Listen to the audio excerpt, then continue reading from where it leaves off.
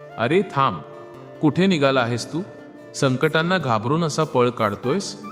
तुला खरंच असं वाटतंय का की आता सगळं संपलंय?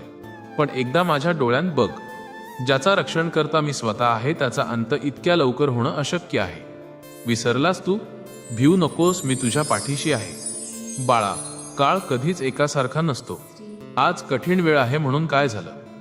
अरे, कठोर पाषाणाचे घाव सोसल्याशिवाय त्याचं ईश्वरी मूर्तीत रूपांतर होत नाही. तुझ्या आयुष्यात आलेली ही आव्हानं तुला मोडून काढायला नाही, तर तुला वज्रासारखं मजबूत बनवायला आली आहेत. तुला वाटतंय ना की कोणीच तुझ्यासोबत नाही, तू एकाकी पडलायस. पण लक्षात ठेव, जेव्हा तुझा स्वतःवरचा ताबा सुटतो तेव्हा माझा तुझ्यावरचा पहारा अधिक कडक असतो. मी तुझ्या प्रत्येक श्वासात आहे, तुझ्या प्रत्येक वेदनेत आहे आणि तुझ्या संघर्षाचा साक्षीदार मीच आहे.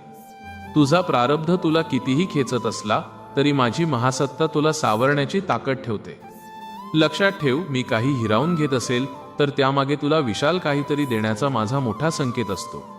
म्हणून हतबल होऊन गुडघे टेकू नकोस, तर माझ्या चरणी संपूर्ण शरणागती पत्कर.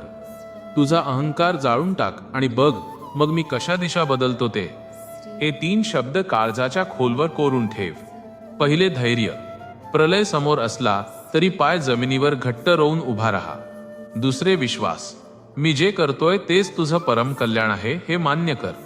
आणि तिसरे, सबुरी. फळ मिळायला थोडा वेळ लागतो पण ते अढळ असणार. उठ आता बाळा, अश्रुपूस आणि पुन्हा एकदा वज्र निर्धाराने उभा राहा. या संकटांना ठणकावून सांग की माझा महास्वामी समर्थ माझ्या पाठीशी ढाल बनून उभा आहे. तुझी संकट पर्वतासारखी असतील, पण माझा आशीर्वाद हिमालयाहूनही मोठा आहे. जर तुला माझ्या शब्दांवर आणि सामर्थ्यावर पूर्ण विश्वास असेल तर कमेंटमध्ये स्वामी तुमची कृपा सदैव अशीच माझ्यावर राहावो असं लिहून आपली भक्ती सिद्ध कर. आणि हा ईश्वरी आदेश त्या व्यक्तीला नक्की पाठव ज्याला आज या आधाराची सर्वात जास्त गरज आहे.